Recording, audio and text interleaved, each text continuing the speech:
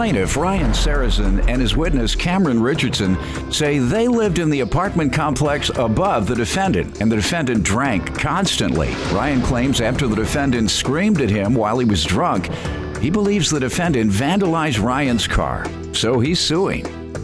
Defendant Lucas Fallon and his witness Kathy Hamilton say this whole thing is a setup. Lucas insists he was not drunk on the night in question and believes Ryan is making this entire story up to cover up the fact that he hit Lucas with his car. He's countersuing for medical bills. Start with you.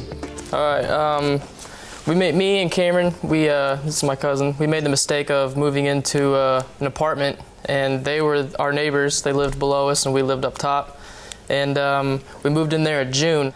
And when we met them, they warned us, oh, we drink a lot, we argue, we fight. So we said, welcome to the neighborhood. Probably brought cookies, by the way. Right. Yeah, we pushed that aside, and August 17th came along, and me, Cameron, and his girlfriend Jennifer right here, Cameron got his paycheck, and we were gonna go do errands, go get furniture, groceries, stuff like that.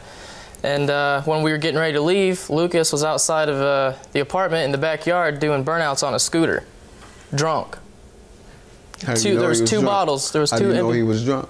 Because there was 2 empty bottles, and he was just being belligerent. 2 empty bottles where? On the back patio. Okay.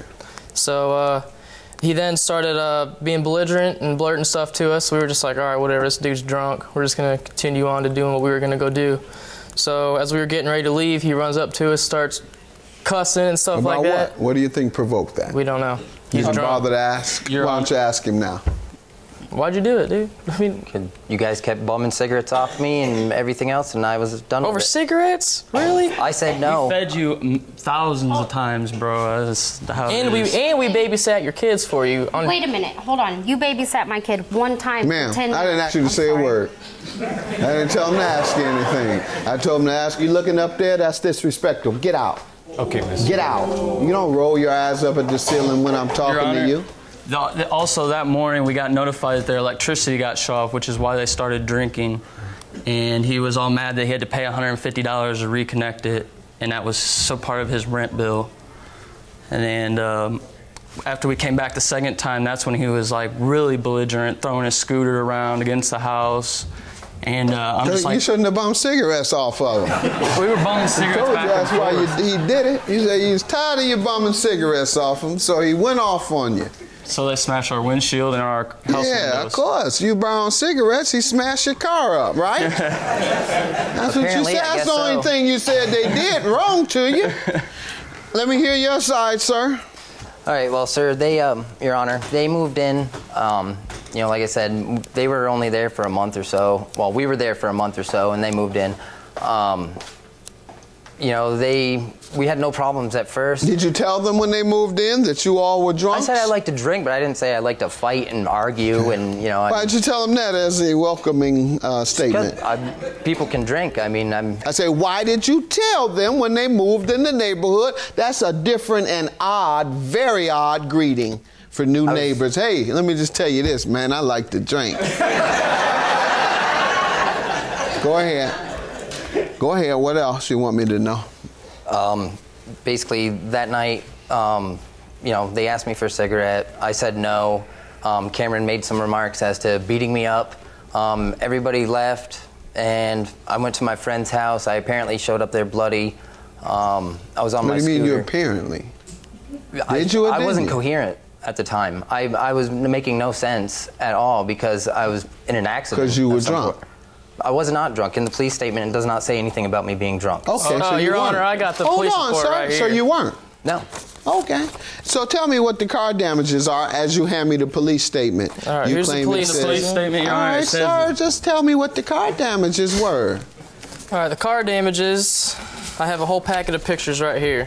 The front picture. Tell me what happened. All right, well, I got a smashed windshield. I got a stab hole from a knife that he showed us. It was a bayonet that went to the end of a World War II rifle. He described that to us, his words. He had one? He showed you one earlier? Yeah, he had one. All right, sir. Do you own a bayonet? It was not a bayonet, sir. It was a Marine K-bar. Okay.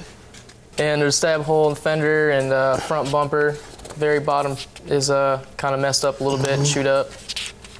Your Honor, Do you also think he would do that because of the altercation that you all had, the words or the argument? I guess. You guess. I don't no, know. you have to do more than guess, because you have to prove that he did it.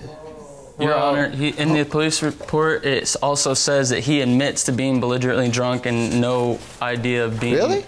Yes. All right, let's get to your counterclaim first, sir. Your medical bills for $3,500, how do they owe you?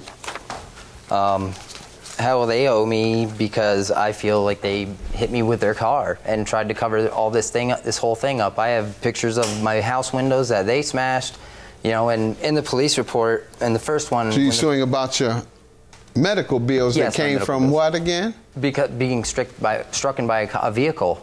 I thought you said you were incoherent. Oh, you were incoherent when you went to see him. After. All right, you saw them? Happened. 2 days you saw after them strike it you? happened.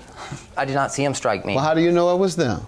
They have a body print windshield in their car. Show me. Okay. Looks like this to me. They have windshield damage, but... My medical reports say nothing about lacerations on my hands or anything. If you're using a tool, it wouldn't. But in the police report, it also states he had his hands wrapped up during the whole time the police is talking When to they him. returned, they found the windshield to Ryan's vehicle smashed in. Lucas denied knowing anything about the damage. Read the part where they say, where he told the police he was belligerently drunk, or he admits it, or the police made the observation. Read that part, because I'm not seeing it yet. It says he then admitted that he was likely the one who broke the windows out and agreed to compensate Doug for the damage. Spoke to Lucas, who said that he did not believe or he broke the windows out. He did say, however, that he was so intoxicated the previous night that he does not remember. You remember telling the police that? The following day I did, sir, because I good enough. You told the police that you don't remember anything because you were too drunk the night before. So let's keep your memory like it was. Your claim is dismissed. Yours is granted. The defendant said to the police that he had been drunk. He told me today that drinking had nothing to do with it. He used that as an excuse with the police. You've given me the report, so I'll grant you your judgment and dismiss yours. Have a good day. Judgment for the plaintiff. Thank you, Your Honor.